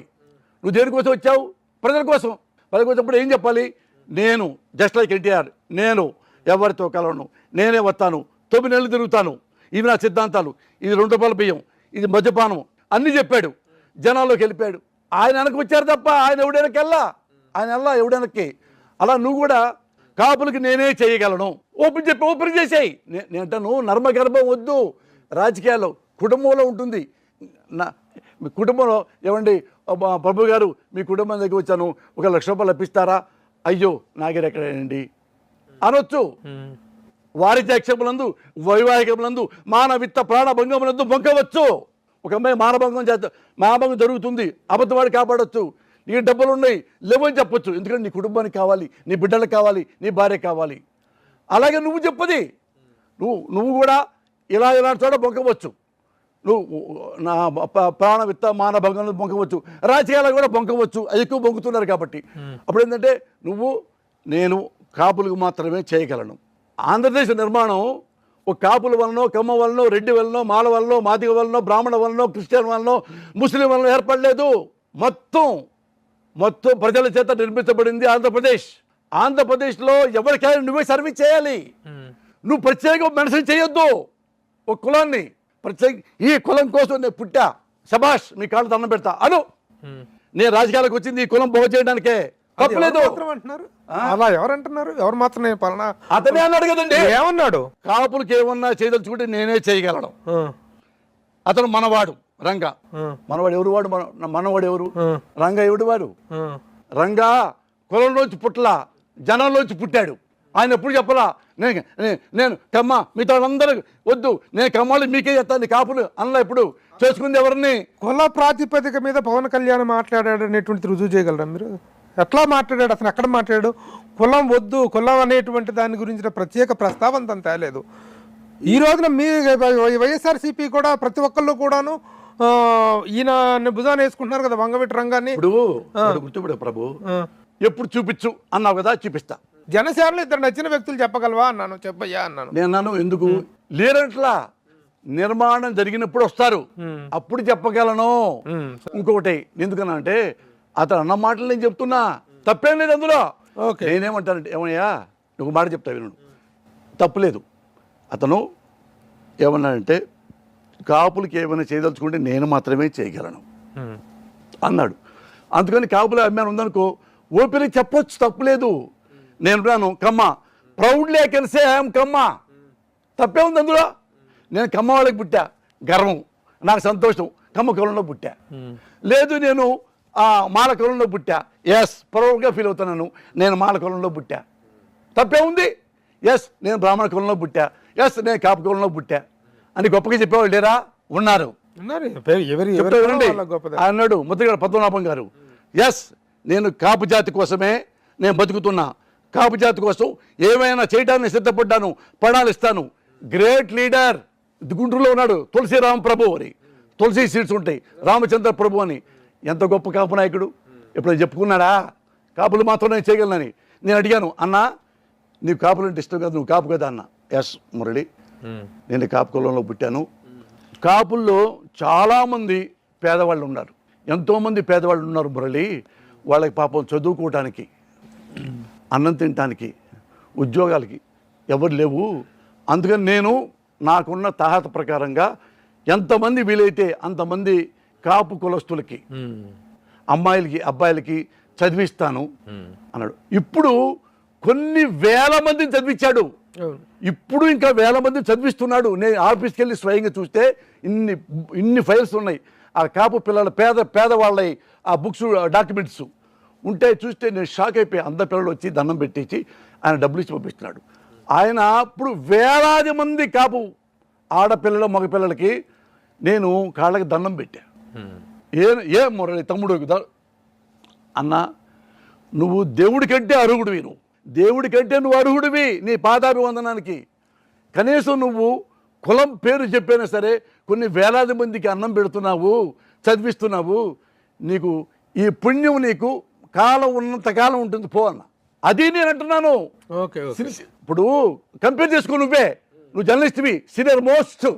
నేను నీకు చెప్పక్కర్లా, I will come before you. ఈ మాట ఎందుకు చెప్తున్నానంటే తప్పు లేదంటున్నా. ఇప్పుడు కాపుకి నువ్వు కట్టుబడ్డావు, క్లియర్గా చెప్పేశాయి, తప్పే ఉంది. ఇప్పుడు ఈయన ఉన్నాడు వంగివీటి మోహన్ రంగా, ఆయన నా గురువు. మీలో చాలామంది తెలియపోవచ్చు. 81 నుంచి రంగా గారు నాకు తెలుసు. ఇప్పుడున్న బ్యాచ్లో 40 ఏళ్ల కుర్రాళ్ళు యూత్ లోపల ఉన్నారు కదా, ఇళ్లలో కనీసం రంగా గారు చూసిన లేరు కాపు కులస్తుల్లో. నేను 81 నుంచి రంగా గారు దగ్గర నేను ఆయన దగ్గర ఉన్నా. యూనివర్సిటీలో నేను జనరల్ సెక్రటరీ గెలిచా. ఆ 2 గ్రూపులు ఉంటాయి, ఒక కమ్మ కాపు. నేను కాపు దగ్గరే చేరా. ఆ నెహ్రూ దగ్గరికి వెళ్ళాలి. ఇది U S O, united independence, united students organisation. నేను ఇండిపెండెంట్గా నుంచుంటాను యూనివర్సిటీలో అన్న. అరే యూనివర్సిటీలో ఇండిపెండెంట్గా ఎవడన్నా నుంచుంటే గెలుస్తాడా? జనరల్ సెక్రటరీగా పైగా ఎట గెలుస్తారా? ఏఎస్ఎఫ్ఐ, అది పీడిఎస్, ఆర్ఎస్యు, ఇన్ని రకాల 10-15 ఉంటాయి కదా, డిఎస్ఓ గీఎస్ఓ అట్లాంటివి. వాళ్ళు గ్రూపులు ఉంటారు, వాళ్ళకి 10 మంది 20 మంది వస్తుంటారు. ఎస్ఎఫ్ఐ వాళ్ళు 20 మంది 100 మంది వస్తుంటారు ఊరికింపు కూడా. నువ్వు ఒక్కడివే, నువ్వు ఎట్ట గెలుస్తావురా అన్నాడు లెక్చరర్. నాకు అవి వద్దు సార్, నేను ఒక్కడే నుంచుంటా జనరల్ సెక్రటరీ ఇండిపెండెంట్గా. గెలిస్తే గెలుస్తా లేదండి. అందులో జాయింట్ సెక్రటరీ గెలిచా. అది గౌతమ్ రెడ్డి ప్యానల్లో నన్ను చూపెట్టారు బలవంతంగా. అప్పుడు నాకు ఇష్టం లేదు, తెలీదు. బాగా మేడితే గెలిచా. అందరూ నా పరిచయం అయ్యారు ఆ 1 yearలో. అంటే నేనంటే అందరికి ఇష్టం. లెక్చరర్స్కి, వైస్ ఛాన్సలర్ కూడా నాకు ఇష్టం. ఎవరికి ఇప్పుడు ఆ ఏజీ నాగేశ్వర రెడ్డి గారి నాన్న భాస్కర్ రెడ్డి గారు జనరల్ సెక్రటరీ నుంచి ఉన్నావు, ఏం చేస్తావు నుంచొని నువ్వు మురళి? ఏం చేస్తాను సార్, వాళ్ళు ఏమడితే చేస్తానన్న. స్టూడెంట్స్ ఏమడుగుతారు వాళ్ళకి ఏమో సమస్య వస్తే అప్పుడు చెప్తాను సార్, అప్పుడు తీసుకొని మీకు తీసుకొస్తానన్న మీ దగ్గరికి. నవ్వి కొట్టాడు. అట్లా హైయెస్ట్ మేడితే గెలిచా ఇండిపెండెంట్గా. అక్కడ రంగా గారికి నచ్చా. ఈడు బాగున్నాడు కుర్రాడు, వాడికి ఏంటి రఘుట్ అన్నాడు. అక్కడ కాపులు కుర్రాడు ఉంటారు కదా, యూనివర్సిటీలో ఉంటారు కదా. అక్కడ అంబటి సుబ్బారావు ఉన్నాడు, ఇప్పుడు లాయరు, చాలా మంచోడు. తర్వాత దుర్గాప్రసాద్ అని, చింతా వెంకటేశ్వరరావు అని, ఇక్కడ చాలామంది అందరూ నాకే సపోర్ట్ చేశారు. మురళి నీకే ఓటేస్తామని. అప్పుడు అంబటి సుబ్బారావు గారి నా పరిచయం చేయడం రంగా గారిని. గెలవంగానే లారీలు పంపించాడు ఆయన రంగా గారు. లారీలు నిండా జనం ఎక్కి ఆయన ఇంటి ముందు దిగాం. ఆయన మెట్లు దిగి వచ్చాడు నైట్ 7 o'clock అట్లా వచ్చి, నేను కాళ్ళ దండం పెడితే వచ్చి వాటేసుకున్నట్టు కొట్టాడు. కొట్టి అరే అక్కడ తిప్పేసి తీసుకురాడు. మళ్ళీ మొత్తం తిరిగిపోయాడు. మళ్ళీ వచ్చి ఉన్నాడు అన్న అక్కడే. వచ్చిన తర్వాత వై మురళి, యూనివర్సిటీలో ఇండిపెండెంట్ నుంచున్నావు నువ్వు, నీకెందుకు ఓట్లేశారు అన్న? ఏమన్నా అన్న, లేడీస్ అందరు నీకే ఓట్లేస్తారంట కదా ఎక్కువ, ఏంటి స్పెషల్ నీది అన్నాడు రంగా గారు. అంటే ఏమనన్నా తెలియదన్నా. అంటే ఆ రంగా గారి దగ్గర ముందు నుంచుంటమే నాకు అది క్వాలిఫికేషన్ లాగా అయిపోయింది ఆ రోజుల్లో. గట్టి కొట్టి వాటేసుకున్నాడు. కొడుచుకొని ఇప్పుడు వెళ్ళాడు. భోజనం టైం అయిపోయింది, ఇప్పటికీ 10 అవుతుంటే ఆయనే చెప్పాడు ఆ హోటల్లో, మరోరం హోటల్ ఆడ చెప్పండి రా, చెప్పి వస్తున్నారు 10 మంది భోజనం చేస్తారు, అలా చెప్పి ఉండమని చెప్పు. ఆయనే పంపించాడు. ఆడ భోజనం చేసాం, తిరిగి వెళ్ళాం. అప్పటి నుంచి పరిచయం నాకు. ఎప్పుడైనా ఆయన నోట్లోంచి ఇదే నెహ్రూ గారు తెలిసింది. నెహ్రూ గారు రమ్మను మురళీని అన్నాడు. సుబ్బారావు అనుకుంటాను, సుబ్బారావు పేరు అతను అది వచ్చాడు. అన్న ఇట్లా నెహ్రూ అన్న రమ్మన్నాడు అంటే నేను రంగా గారి దగ్గరికి వెళ్ళా. అది మంచా చెడా గుడ్డగడ నాకు తెలియదు, ఆయన నాకు ఇష్టం, నాకు సపోర్ట్ చేశారు. నేను అక్కడ ఉంటానన్నా, అటు వస్తే మళ్ళీ బాగోదన్నా, ఏమనుకోద్దో చెప్పన్నా, నాకు సారీ చెప్పన్నా అంటే ఆయన చాలా బ్రాడ్ మైండ్గా అరే వాడు నచ్చాడు నాకు, వాడిని అక్కడే ఉండేరా, నచ్చాడు వాడు పాలసీ ఉంది వాడిలో అని ఆయన కూడా నన్ను అభినందించాడు. అట నేను అక్కడ కాపు కురాలతో ఫ్రెండ్షిప్ చేశాను, మా కమ్మాళ్ళని కానీ ఇంకోళ్ళని ఎవరితో అయినా ఇలాగే ఉంటా. ఎబోవ్ ఆల్ ఏంటంటే ఇంకా హైలైట్ ఏంటంటే రంగా గారు మా మావయ్య గారి కుటుంబానికి చాలా దగ్గర. రంగా గారు కర్ణాటక రామారావు గారు మా కజిన్ అవుతాడు. కర్ణాటక రామారావు గారు ఆయన లాయరు. కర్ణాటక రామారావు గారు ఈయన ఇప్పుడు మా బావమరిదికి పెళ్లి కుదిరింది. పెళ్లి కుదిరితే మా ఆవిడ మా బావమరిది బంధువులు వెళ్ళి రంగా గారింటికి వెళ్ళారు వెడ్డింగ్ కార్డు ఇవ్వటానికి. మా ఆవిడ రాగానే రత్నకుమారి చావావారు వచ్చారు, వెడ్డింగ్ కార్డు తీసుకొచ్చారు, రా చావావారు వచ్చారు. తెగ కామెడీ చేస్తాడన్న రంగా గారు. మనం అనుకున్న రంగా అంటే పెద్ద పవర్ఫుల్ మ్యాన్, ఒక టైగర్ అట్లా ఉండు. ఇంట్లో మామూలుగా నూనె పోయామనుకున్నా చాలా చిన్న పిల్లోడు. ఎందుకు చెప్తున్నానంటే ఇవి జనాలు తెలియవు, కాపు కులస్తులకు కూడా తెలియవు చాలామంది కుర్రాళ్ళకి. ఇప్పుడు ఈ బ్యాచ్కి ఎవరు తెలుసు? ఇప్పుడు 50 ఏళ్ళు 60 ఏళ్ళు వాళ్ళకి తెలుసు తప్ప కొంతమందికి అది, కొంతమందికి. నాకు అదృష్టం ఏంటంటే నేను 20 ఏళ్ల వయసు నుంచి రంగా గారికి నాకు ఇది అట్లా. అప్పుడు పెళ్లి వేసుకున్నాడు మా బావమరిది. ఆ పెళ్లికి వచ్చాడు. ఎవరు వచ్చారు చెప్పండి? ఇద్దరు. ఒక అరగంటలో రంగా గారు వస్తారు, రంగా గారి మిసెస్. ఇంకొక అరగంట తర్వాత దేవినేని మురళి వస్తాడు. మా బావమరిది పెళ్లి రిసెప్షన్ పెళ్లి. వాళ్ళిద్దరు పక్క డెడ్ అగెనిస్ట్ కదా. అది కూడా 88 పెళ్లి కూడా 88 ఇద్దరు చచ్చిపోయారు. దురదృష్టం. మోడీ ఉన్నాడు, నేను హిందువుని, ఇది హిందుస్థాన్లో అందరూ నాకు సమానమే ఓ మాట అన్నాడు ఆయన. నేను హిందూ దేవుళ్ళని పూజిస్తాను. ఒక అతను వచ్చి ముస్లిం టోపీ పెట్టబోయాడు, తీసుకొని చేతితో పెట్టుకున్నాడు. నెత్తిన పెట్టనివ్వలేదు, తప్పు లేదంటున్నాను. నేను ఈ నెత్తి మీద హిందూ టోపీయే పెట్టుకుంటాను, మెహర్బానీ కోసం వేరే మతం వాళ్ళు పెట్టుకోను. పరకుల సహనం నాకుంది, పరమత సహనం నాకుంది. మీరు మీ మతాన్ని బాగా చేసుకోండి, మీరు మీ మతాన్ని బాగా డెవలప్ చేసుకోండి, నేను నా మతాన్ని బాగా పూజించుకుంటా. అది అంతేగాని నీ టోపీ నాకు పెడితే నా టోపీ నీకు పెడితే మనలో సోదరభావం ఉన్నట్టు కాదు. ఓపెన్గా wonderful point. That is Modi. తర్వాత వచ్చి తెలుగుదేశం పార్టీలో ఎవరైనా can you name 2 names a good person? మీకు ఇష్టమైనటువంటి ఒక 2 పేర్లు చెప్పగలిగితే మనం ఫర్దర్ టాపిక్లోకి వెళ్దాం. తెలుగుదేశంలో కూడా మంచి వాళ్ళు ఉన్నారు. ఎన్టీ రామారావు మంచోడు కదా, ఎన్టీ రామారావు పక్కన ఉన్న హరికృష్ణ మంచోడు కదా, ఈ 2 చాలు కదా. ఇంకొదిలే చిరంజీవి గారితో అన్నీ ఇలాగేనన్నా, అన్ని అన్నా. నేను మనస్సా సాక్షి చెబుతున్నాగా, ఒక్కళ్ళ కోసం నేను వాడితో స్నేహం చేస్తే నాకు ఉపయోగపడుద్ది అని ఎప్పుడు చేయను, చచ్చినా చేయను. ఇప్పుడు ముఖ్యమంత్రి గారు ఉన్నారు, ఎవరు? జగన్మోహన్ రెడ్డి గారు. ఎందుకు ఇష్టపడ్డాను అని చెప్తాను నేను. ఎందుకు ఇష్టపడ్డాను అంటే నాకు ఎప్పుడు తెలుసు, 81 నుంచి రాజశేఖర రెడ్డి గారు తెలుసు. జనరల్ సెక్రటరీ అన్నప్పుడు వెళ్ళి కలిశాను, పరుచోళ్ళ పనిచేసేటప్పుడు వెళ్ళి కలిశాను. ఆయన మాట్లాడతాడు, చాలా నవ్వుతూ ఉంటాడు. అట్లా ఈయన జగన్ గారిది చదువుకున్నా, పేపర్లో టీవీలో చూసిన తర్వాత ఇతను కొద్ది క్లారిటీ ఉన్న మనిషి, స్పష్టంగా ఉన్నాడు. స్పష్టత ఉన్నవాడే రాజకీయాల్లో రండిస్తాడు. ఎందుకంటే ఎవరెవరో వాళ్ళ నాన్న మీద చాడీలు చెప్పి ఓదార పేదలకి వాళ్ళకి ఇవ్వద్దు వడికి అని చెప్తే ఓదార పేద వచ్చి ఆఫీసులో పిలిపించుకుంటే హైదరాబాద్లో అంటే జగన్ గారు, ఏమండి మా నాన్న కోసం చచ్చిపోయారు వాళ్ళు, వాళ్ళ ఇంటికి మనం వెళ్ళాలా, మన ఇంటికి వాళ్ళు వస్తారా దీవించుకోవడానికి, ఓదార్పు చేసుకోవడానికి? తప్పండి, డూ వాట్ ఐ సే అంటే లేచి దండం పెట్టి వాళ్ళ అమ్మ తీసుకు బయటకు వచ్చాడు, రిజైన్ చేశాడు. వాళ్ళ తాలూకు అవశేషాలను అక్కడే వదిలిపెట్టేశాడు. అసలు సన్యాసం లాగా వెళ్ళిపోయి కొత్తగా పార్టీ పెట్టుకున్నాడు. ఏ మాత్రం ఏ కాంగ్రెస్ను విమర్శించలా.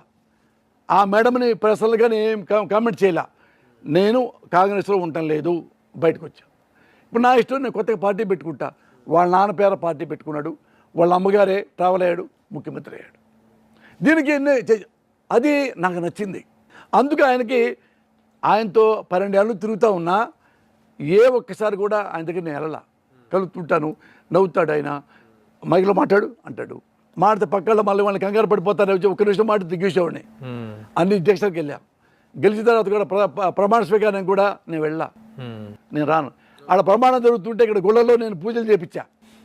అన్ని గుళ్ళకి దేవుళ్ళకి బట్టలు పెట్టి ఆ తెల్లారు కూలిపోయా. అవునవును, ఆరోగ్యం చాలా దెబ్బతింది. అది మామూలు చిన్న మ్యాటరు. హెర్నియా అంటే అందరికి వస్తుంది ఈజీగా 90%. ఆ చిన్న మ్యాటర్ సర్జరీ అది చేస్తే హాస్పిటల్లో ఇన్ఫెక్షన్ వచ్చింది, లైఫ్ మ్యాటర్ దాకా వెళ్ళిపోయింది. ఎట్ అయిపోయానంటే ఒక 20 రోజుల్లో 7 కిలోలు తగ్గిపోయా. చచ్చిపోతాను అని నాకే తెలిసిపోయింది, చచ్చిపోతానండి. మా ఆవిడ కూడా తెలిసిపోయింది. కష్టం, ఎందుకంటే తగ్గట్లా పెరుగుతూ ఉంది ఇన్ఫెక్షన్. అయితే ఆ డాక్టర్లు మళ్ళీ పెద్ద ఇంజక్షన్లు ఇస్తుంటే నేను ఇవ్వద్దన్నా. ఎందుకంటే ఎక్కువ ఇస్తుంటేనండి కిడ్నీస్ ఫెయిల్ అవుతాయి, కానీ 2 రోజులు బతుకుతాను, అంత డోస్ ఇవ్వద్దని చెప్పి. లేదు సార్, డోస్ ఇచ్చేమని తెలిసిద్దు మాకు, ఇవ్వద్దన్న. వేసుకోలే, కానీ 2 రోజులు ఎక్కువ బతుకుతాను, బతకనివయ్యా, ఒకసారి పేలిపోయి చచ్చిపోతాను, ఈ 4 రోజులు మా అబ్బాయితో పిల్లలతో ఆడుకుంటానంటే ఒక డాక్టర్ కామ్కి వెళ్ళిపోయాడు. అది ఎంవీ రావు గారు లండన్లో ఉన్నాడు ఇప్పుడు పాపం. ఆయనే అడ్వైజ్ చేసింది. మా ఆవిడ ఏడుతో చెప్పింది, ఇట్లా జరిగింది సార్ అంటే ఆయన వెంటనే పని ఆపేసి లండన్ నుంచి డైరెక్ట్గా హాస్పిటల్కి వచ్చాడు. టికెట్ తీసుకుని డాక్టర్ వచ్చి నన్ను చూడంగానే ఆయన షాక్ అయ్యాడు, పీరుగులాగే సన్నగా. అప్పుడే సదర్ రామకృష్ణారెడ్డి గారు అందరూ ఆ సీఎం గారు పంపించారు, ఆయన జగన్ గారు మురళిని చూడండి ఏదో ఎట్టుంది ఏంటంటే, ఆయన స్వయంగా వచ్చాడు ఎమ్మటే ఫ్లైట్లో, చూశాడు, గంట కూర్చున్నాడు నాతో, అందరి డాక్టర్లతో మాట్లాడాడు. ఆ పార్టీ వాళ్ళందరూ ఫోన్ పేపర్లు వేశారు.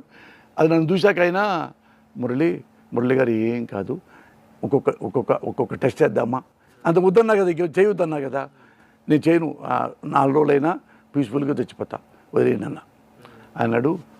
పెట్ స్కాన్ అని ఉంటుంది మురళి గారు, ఏం నొప్పి రాదు, ఒకటి స్కాన్ చేద్దాము, ఎక్కడ తేలిందో ఒకసారి నాకు చేసుకుందామా అన్నాడు. నోట్లో ఎక్కలేదు కదా, అందుకని ఇంజక్షన్ వద్దు, చేసుకుంటే అప్పుడు బయటపడింది ఎక్కడ ఎంత ఇన్ఫెక్షను ఆడి కింద ఉంది, దేని కిందో మనకు తెలియదు కదా. మళ్ళీ పొట్ట ఓపెన్ చేశారు, పొట్ట ఓపెన్ చేసి కోసి తీసి అవన్నీ బయటికి తీశారు. తీసి మళ్ళీ కుట్టిన తర్వాత తెల్లారేసి కూర్చున్నా. అందుముందు నేను బాత్రూమ్కి వెళ్ళి ఒడ్డేలు పోయాలంటే మా అక్క, నా భార్య వీళ్ళే పట్టుకుని తీసుకెళ్తారు. నేను నడవలేకపోయా, నడకలేదు, ఏమన్నా పిచ్చానుకో మొత్తం కక్కునేవాడిని, పాలు కూడా. అది ఎప్పుడో ఎంవీ రావు గారు చూసి దాన్ని మళ్ళీ సెకండ్ టైం మళ్ళీ ఇక్కడ నుంచి ఇక్కడ పొట్ట కోసారు, తీసి పారేశారు. తీసిన తర్వాత అప్పుడు తెల్లారే తెలియకుండా ఎనర్జీ వచ్చిందన్న, అంటే అవన్నీ ఇన్ఫెక్షన్ అంతా పోయింది బయటికి. ఆ విధంగా పునర్జన్మ తర్వాత ఒక అద్భుతమైనటువంటి పోస్టు. ఏంటి ఇది అంతకాలం కాకుండా చివరి దశలో ఇవ్వటం వల్ల ఏం చేయగలను అనుకుంటున్నారు? అది మీకు తెలిసింది, నాకు తెలిసింది మీకు తెలియదుగా, చెప్తా. ఆయన ముఖ్యమంత్రి అవ్వగానే నాకు కబురు చేశాడు, ఎల్లలా. ముఖ్యమంత్రి కాకముందు ఎలక్షన్లకి నా దగ్గరికి పీకే అంటే తెలుసు కదా, ప్రశాంత్ కిషోర్, ఆయన సీఎం గారు అప్పుడు సీఎం అవ్వలేదు కదా, ఆ ఆఫీసులో కూర్చొని అక్కడ ఆయన పర్సనల్ మనుషుల్ని, జగన్ గారి పర్సనల్ మనుషుల్ని పిలిపించాడు. నెట్లో చూపించి ఈయన పోసాని ఇది నేమ్ చెప్పండి అంటే పోసాని కృష్ణమురళి ఏంటంటే, ఇతన్ని పార్టీలో పిలిచారు ఎప్పుడన్నా అంటే, పిలవక్కలే సార్, జగన్ గారి ఫ్యానే, మనం చెప్పైనా సర్వీస్ చేస్తుంటా అంటే, అతను పిలవండి, అతను సర్వీస్ తీసుకోండి, ఇతను గురించి నేను విన్నాను అని పీకే చెప్పాడు. అనగానే సీఎం ఆయన జగన్ గారి ఇద్దరు వచ్చారు మా ఇంటికి. అప్పుడు ఎవరు వచ్చారు ఇద్దరితో పాటు, ఈ సాక్షి నాగేశ్వరరావు కూడా వచ్చాడు. మా ఇంటి అడ్రస్ తెలియదు కదా, ఆయన వచ్చాడు. ఆ సాక్షి జర్నలిస్ట్ తీసుకొచ్చాడు. వాడిది అన్నా ఇట్లా జగన్ గారు పంపించారు, ఎలక్షన్ మొదలవుతాయి కదా, మీకేం కావాలి అడగమన్నారు, ఎమ్మెల్యేగా, ఎమ్మెల్సీగా, ఎంపీ మీకేమైనా ఇంట్రెస్ట్ ఏముంది మీకేందంటే, అన్న నాకే వద్దు, అన్నకి చెప్పండి, నేను సర్వీస్ చేస్తా. మీరు వద్దన్నా ఆయనకే సర్వీస్ చేస్తా. ఎందుకంటే ఉన్నాళ్ళలో ఆయన బెటరు అని ఇప్పుడు నా మనసులో ఉంది. ఉన్నాళ్ళలో ఈయన బెటరు, అందుకని ఆయనకి సపోర్ట్ చేస్తా. మీరు మా ఆఫీస్కి రావద్దన్నా నేను ఎటు రాను, ఆఫీస్కి వెళ్ళాలి, ఇంతవరకు వెళ్ళా ఆఫీస్కి. ఇప్పుడు వెళ్ళా, ఈ పదవి వచ్చిన తర్వాత. ఇంతవరకు నేను వెళ్ళలేదన్నా, ఏ ఆఫీసర్కి వెళ్ళను. ఇక్కడ లోటస్లో కూడా ఎప్పుడు వెళ్ళాల, నేను రాను. నాకు తెలిసింది ఉన్నాళ్ళలో మంచిగా సర్వీస్ చేశా. అన్న నాకు వద్దన్నా, అన్న చెప్పండి, నేను సర్వీస్ యాస్టిక్ చేస్తా. మళ్ళీ పిలిపించాడు గెలిచిన తర్వాత. ఇప్పుడు నమ్మరలేనమ్మంటే వెళ్ళా. వెళ్ళకపోతే ఆయన ఒక నాలుగు తాగిన తర్వాత మళ్ళా పోయేసి సజ్జల గారిని గట్టిగా మాట్లాడంట. మురళీ గురించి ఏం చేశారు మీరు అంటే, రాడు సార్ తీసుకోడు అంటే, ఏం నాకు తెలియదు, ఆయనకి ఏం కావాలో అడగండి. ఆయన అడగకపోయినా మీరే అడిగి ఏం కావాలో తీసుకోండి, ఇవ్వండి. ఆయన అడగడం నాకు తెలుసు. మరి మీరు నా ఏంటంటే రకరకాల 100 ఉంటే నా మైండ్లో, మీరు వెళ్ళొచ్చు కదా, పిలిచి ఇవాళ వెళ్ళి హైదరాబాద్ వెళ్ళి తీసుకురండి. స్కిల్ డెవలప్మెంట్ కార్పొరేషన్ చైర్మన్ చల్లా మధుసూదన్ రెడ్డి అని, ఆయన కార్యక్రమం మా ఇంటికి వచ్చాడు. ఎల్లారెడ్డి ఇంటికి మీరు వచ్చారుగా, ఆ ఇంటికి వచ్చి, అన్న అక్కడ ఉన్నామంటే ఇంట్లో ఉన్నాను అన్న, వెళ్ళి కూర్చున్నా. అయ్యా సీఎం గారు తిడుతున్నారు, ఇది రెండోసారి, ఇక మేము భరించలేము, సజ్జల నెమ్మటే పంపించాడు, సీఎం గారు రమ్మన్నారని. ఇట్లా దేనికన్నా ఎందుకన్నా అదేంటే, అయ్యా నువ్వేదో పోస్ట్ చేయాలి, సీఎం గారు చెప్తున్నారు, మురళి వర్క్ పెట్టండి, మురళికి సర్వీస్ చేస్తాడు అన్నాడు. అన్న నాకు ఇష్టం లేదన్నా, నేను చేయనేమనుకోద్దనంటే సజ్జల గారు ఫోన్ చేశారు. ఏ మురళి అని సజ్జల గారి ఇంటికి రమ్మన్నాడు. సజ్జల గారి ఇంటికి వెళ్ళా. అన్న నాకు ఇష్టం లేదన్నా, చేయనన్న. సీఎం గారు అడుగుతున్నారయ్యా, నేను ఒకసారి సారీ చెప్పుకున్నాను, నేనే సారీ చెప్పుకున్నాను, సారీ సార్ నేను కూడా మర్చిపోయాను, నేను నామే వేసుకున్నాను నేను అని చెప్తే, అన్న అది వద్దులే అన్న, ఏమైనా పనుండి చేయించుకుంటా, ఏమైనా అవసరం అయితే, ఎవరికైనా అవసరం అయితే తప్ప వద్దులే అన్న. ఇప్పుడు ఏం చెప్పంటావు సీఎం గారికి అంటే, నువ్వు పని చేద్దాం, నువ్వు విజయవాడ రా, మా అంతా అందరికి వెళ్దాం, నువ్వే చెప్పుకో, ఏం చెప్పుకుంటావు, అటైతే వస్తాలే అన్న ఎల్లా తర్వాత వెళ్ళాక లాస్ట్గా ఎన్నాళ్ళు దాక్కుంటావు, ఏం కావాలి నీకు చెప్పు అన్న. ఏం వద్దన్న, ఎవరు సీఎం గారే, ఏం కావాలి అన్న, ఏం వద్దన్న. ఎందుకొద్దు, ఎందుకొద్దు, చదువుకున్నావు, సర్వీస్ చేస్తావు, నాలెడ్జ్ ఉంది, ఎందుకొద్దు, ఆ కంపెనీ ఆ గవర్నమెంట్కి హెల్ప్ అవుతుంది కదా నువ్వు మంచి పనులు చేస్తే అన్న. సినిమాలు ఇష్టం అన్నాను, సినిమాలు ఇష్టమైంది, సినిమాలు చేస్తూ కూడా సర్వీస్ చేస్తారు కదా, రామారావు గారు చేయలేదా, పెద్ద పెద్దలు చేశారు కదా, అందరు కొట్టే కదా బిజినెస్లు, సర్వీస్ చేయి అన్న. అదేనా అంటే ఆయన పిలిచాడు సార్, ఆయన ధనుంజయ రెడ్డి గారిని. ధనుంజయ అన్న చూడు, ఏం వద్దంట, నువ్వేం చేస్తావు నువ్వే మాట్లాడు, అది ఆ పక్క రూమ్కి వెళ్ళు, నువ్వు నువ్వు కూర్చో, మాకు ఎవడో కూడా వస్తాడు నీకోసం, ఈ పక్క కూర్చో, మురళి నువ్వు కూర్చోండి, అరగంట కూర్చొని ఏంది కన్ఫర్మ్ చేసుకొని నా దగ్గర రండి, నువ్వేం టీ కాఫీయా నన్ను అన్న, టీ తాగుతా, మురళి టీ అలవాటు, నువ్వు కాఫీ కదా, ఒక కాఫీ నువ్వు టీ చెప్పుకొని ఆడకెళ్ళి కూర్చోండి, అరగంట రండి, వెళ్ళి ఆడ కూర్చుంటే ఆయన, అన్న నాకేం వద్దన్నట్టు, మురళి ఇంత ఇష్టం నువ్వంటే, అట్లా ఎవరు సీఎం గారిని ఎన్నిసార్లు పిలిచి అడగడు. అది పని చేయలే అన్న, నేను పని చేస్తాను వైజాగ్, ఇటు తెలుగు ఇండస్ట్రీ వస్తుంది కదా, తర్వాత ఆయన అక్కడ నాకు స్థలం ఇప్పించాడు, స్టూడియో కట్టుకుంటా, ఇల్లు ఇప్పించి స్థలం ఇప్పించి ఇల్లు కట్టుకుంటాను. అవి నీకు వచ్చేస్తుంది ఆటోమేటిక్ కదా, నువ్వు 37 ఏళ్ళ సర్వీస్ ఇది ఇండస్ట్రీలో, నువ్వు రైటర్వి డైరెక్టర్వి అన్నీ ఉన్నాయి కదా, నిర్మాతవి కూడా కదా, అంతలాగా నువ్వు అప్లై చేసుకుంటే ఆటోమేటిక్ వస్తుంది, అందరికి వచ్చినట్టే. దాని కొత్తగా మేము ఏం చేసిన మెహర్బానీ ఏం లేదు, నువ్వు క్వాలిఫైడ్ కదా నువ్వు, ఇది గవర్నమెంట్ ద్వారా కదా అన్న. నాకైతే ఇష్టం లేదన్నా, మీరేదంటే తీయండి, మీరు ఏదో అనుకుని చెప్పండి, అంతేనా అంతేనన్నా అన్న. సరే మళ్ళీ వెళ్ళా, ఆయనతో కూర్చొని మళ్ళీ 1/2 గంట. ఇక నాకు అడుగు ఇప్పుడు మీతో ఎట్ట మాడతాను, ఆయనతో అలాగే మాడతా, ఇది బూతులు డబుల్ మీనింగ్లు అవి మాడుతుంటే పెద్ద నవ్వుతుంటాడు నన్ను చూసి. నవ్వి తర్వాత అన్న వెళ్తానా అన్నానని అలాగని మళ్ళీ వెనక్కి వచ్చి, అన్న ఫోటో దిగి వెళ్తా అన్న. ఈ మీరు దెబ్బలు కొట్టి రా అంది, ఫోటో దిగి పంపించాడు.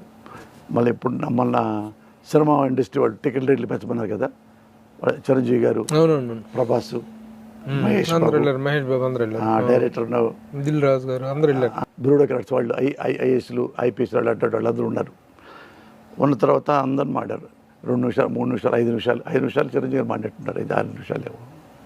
అప్పుడు ఆ మీటింగ్ ఇప్పుడు ఆంధ్రజ్యోతి వాడు వీడు వేశారు కదా, చిరంజీవిని అవమానించారు, దండ పెట్టి బొమ్మలు వేసి రకరకాల బొమ్మలు. నేను నవ్వుకున్నానన్న. నేను డైరెక్ట్గా ఉన్నా ఆ మీటింగ్లో. చిరంజీవిని ఏం అవమానించాడు జగన్ గారు అన్న. ఇంకా చెప్పాలంటే, న్యాయంగా చెప్పాలంటే లేదు, చిరంజీవి గారే జగన్ని చిన్నపిల్లోడని సోదర భావంతో ఆయనే ఎక్కువ మాట్లాడాడు. ఏమన్నాడు తెలుసా ఆయన? ముఖ్యమంత్రి గారు, నాది హెచ్చరిక అనుకోండి, రిక్వెస్ట్ అనుకోండి, పెంచాలి అన్నవుతా అన్నాడు. ముఖ్యమంత్రి నువ్వు హెచ్చరిక అంటారా? అనకూడదు కదా. చిరంజీవి అన్నాడు. ఎందుకన్నాడు? జగన్ అంటే ఇష్టం కాబట్టి, జగన్ని తమ్ముళ్ళ భావిస్తాడు కాబట్టి, జగన్తో ప్రేమ ఉంటే 2-3 సార్లు వెళ్ళాడు కాబట్టి, జగన్ ముఖ్యమంత్రి అవ్వగానే ఆయన వెళ్ళి అభినందించాడు కాబట్టి ఆ చనువుతో అన్నాడు. అయినా చేతులు కట్టుకొని జగన్ గారు నవ్వాడు. ఒక్క మాట కూడా ఆయన తప్పుగా తీసుకోడు. చిరంజీవి గారు పెద్ద మనిషి, ఆయన మాట్లాడతాడు, సంతోషంగా ఉంది అని అట్లానే ఉన్నాడు తప్ప ఒక్క వర్డ్ చిరంజీవి గురించి కానీ, ఇండస్ట్రీ గురించి కానీ, ఏ ఒక్కరి గురించి కానీ ఒక్క తప్పు మాట్లాడలేదు. నేనే సాక్షి నారాయణమూర్తి గారిని. కానీ దానికి పోయి మెగా బెగ్గింగ్ అని చెప్పేసి రామ్ గోపాల్ వర్మ స్టేట్మెంట్ ఇచ్చాడు. అన్నప్పుడు ఎట్లుంటుందంటే అన్న, అందుకని నేను అంటాను, జేసీ కర్ని వైసీ బర్ని, ఎవరి బుద్ధి ఎలా ఉంటుందో అలాగే కర్మ స్టార్ట్ అవుతుంది. దాన్ని మనం ఏం చెప్పలేం. నేనున్నా, నా పక్క అలీ ఉన్నాడు, నా పక్క నారాయణమూర్తి గారు ఉన్నారు, నా పక్క రాజమౌళి ఉన్నాడు. మరి వీళ్ళందరిని ఒక్కనే అడగండి, ఒక్కడన్నా అడగండి, జగన్ గారు చిరంజీవి గారిని అవమానించాడని. చిరంజీవి గారు బయటికి వెళ్ళే వరకు ఆయన చిరంజీవి గారు సాగనంపుతాడన్న. అంత క్యారెక్టర్ ఉన్న మనిషి జగన్మోహన్ రెడ్డి. మీరు ఎఫ్డీసీ చైర్మన్ అయిన తర్వాత ఈ సినిమా ఇండస్ట్రీ నుంచి వచ్చినటువంటి రిప్రజెంటేషన్స్ కానీ దానికి సంబంధించినటువంటి కార్యాచరణ ఏమైనా రూపొందిందా?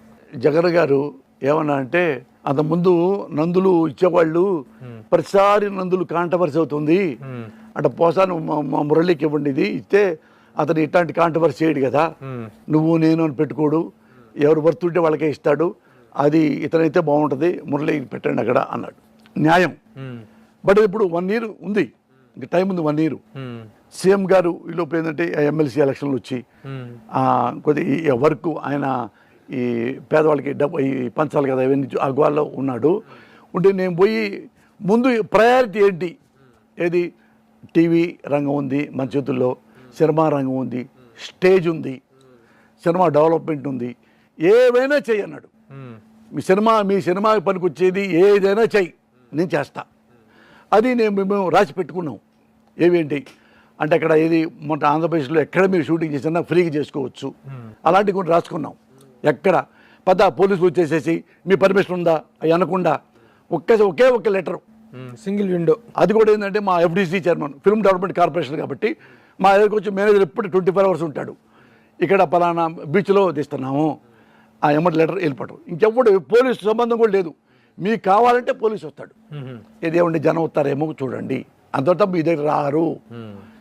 ఆ రామకృష్ణ బీచ్ మొత్తం షూటింగ్ పెట్టానుకోండి, ఏమంటే మామూలుగా చిల్లర తీసుకుంటాం, ఏది వాళ్ళు అక్కడ టిఫిన్ అన్న పట్టాలు వేసినట్టు, ఆ ప్లేట్లు పడేసినట్టు, ఆడు క్లీన్ చేయడానికి 2000-3000 నామినల్, అవి తప్ప ఎవ్వరికి ₹1 కూడా లేకుండా గవర్నమెంట్ అన్నీ ఫ్రీగా తీసుకుందాం అని అదొకటి పెట్టా ఫస్ట్ ప్రపోజల్. మళ్ళీ ఇంకొకటి నంది అవార్డులు అన్న.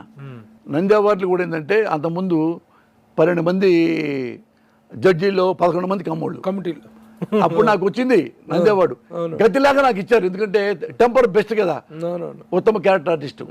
నేను ఇలాంటి కమ్మనంది నాకు వద్దని తీసి పారేసా, తీసుకోలే నేను. ఈ ఆపండి చాలు ఆపేశాడు చంద్రబాబు, తిట్టి అందరినీ ఆపేశాడు. అదొక కృతజ్ఞత నేను చంద్రబాబు చెప్పుదలుచుకున్నా. ఎందుకంటే మొండిగా పోవాలా, ఎందుకంటే 2వ చేయటం నేను, 2వ మళ్ళీ దొరికాడు, అందుకని ఇక ఆపేసేసాడు.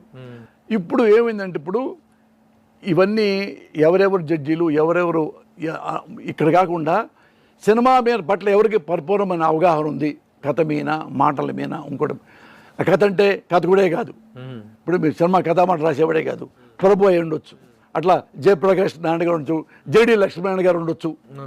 ఇది ఉత్తమ చిత్రం మీకు ఏమనిపించింది అని ఎవరికి అవగాహన ఉంది, సామాజిక కార్యకర్త దేవి గారు లాంటి వాళ్ళ, ఇంకోళ్ళు లాంటి వాళ్ళ, ఏది ఎవరికి వన్ సైడ్ కాకుండా ఈ సినిమా చూసి ఇది బాగుంది, జెన్యూన్, దీనికి ఉత్తమ చిత్రం ఇవ్వచ్చు, హీరోలతో సంబంధం లేకుండా, పెద్ద బ్యానర్లతో సంబంధం లేకుండా, ఏ సినిమా అయినా సరే, అది పెద్ద సినిమా రావచ్చు, 3.5 కోట్ల సినిమా, 7 కోట్ల రూపాయల సినిమా రావచ్చు, ఇదే ఉత్తమ చిత్రం అవ్వచ్చు. ఇది వాళ్ళకి మన సినిమాకి ఏం సంబంధం లేకుండా అట్ట పెట్టుకుందామని అటు రాసి పెట్టుకున్నా. Very good. త్వరలో ఉంటుందా అది? ఎప్పుడు స్టార్ట్ అవ్వచ్చు, ఎప్పుడు ఉండొచ్చు? చాలా బ్యాక్లాగ్స్ ఉన్నాయి కదా, 2013 నుంచి పెండింగ్లు ఉన్నాయి. అంటే 2-3 అన్న ఇప్పుడు అనౌన్స్ చేశారు. అవినీతి పరంగా అయిన నందులు కాదు, అప్పుడు అనౌన్స్ చేసి అప్పటి నుంచి కూడా వాళ్ళు ఎందుకు ఇవ్వలేదు మీరు అర్థం చేసుకోండి. ఇక ఒకటే లెక్క, మీరు ఓల్డ్ హార్టెడ్గా వీళ్ళకే నందులు ఇచ్చా. అది ఏంటి అన్న, నేను అసిస్టెంట్గా ఉన్నప్పుడు చూసా, రైటర్గా ఉన్నప్పుడు చూసా. అది కూడా ఆ కాంపౌండ్కి 2 పోయినాయండి, ఈ కాంపౌండ్కి 3 అడిగారండి, ఈ కాంపౌండ్కి 2 అడిగారండి. నందులన్నా అవునవును, ఇన్ఫ్లుయెన్స్ బాగా ఇన్ఫ్లుయెన్స్. ఓపెనింగ్ అరే అన్న వాళ్ళకి ఎందుకు అవసరం అన్న, ఇట్లా వీళ్ళంతా వాళ్ళు చెడగొట్టినట్టే. అది అన్నప్పుడు ఏమైందంటే, అరే ఎంతమంది కష్టపడ్డా కానీ మనకు రావు కదా అనే లెవెల్లో వచ్చింది. ఏది ఏమైనా ఎఫ్డీసీ పదవిలో ఉండటం, చిత్ర పరిశ్రమ అందరూ కూడాను కొంత ఎక్స్పెక్ట్ చేస్తున్నారు, పూర్తి స్థాయిలో అక్కడ డెవలప్ అవుతుంది, కానీ సాధ్యమైన మేరకు కస్టమర్ల దగ్గర నుంచి ఒక జెన్యూన్ సర్వీస్ అనేది అందుతుంది అనేటువంటి ఎక్స్పెక్టేషన్స్లో ఉన్నారు. ఆ ఎక్స్పెక్టేషన్స్ రీచ్ అవ్వాలి. ఇక ఏదైతే నటుడుగా, నిర్మాతగా, దర్శకుడిగా ఇన్ని పోర్ట్ఫోలియోస్లోనే అన్నిట్లో ఇంకా విజయవంతంగా కొనసాగాలని ఆశిస్తూ థ్యాంక్ యూ. నమస్తే.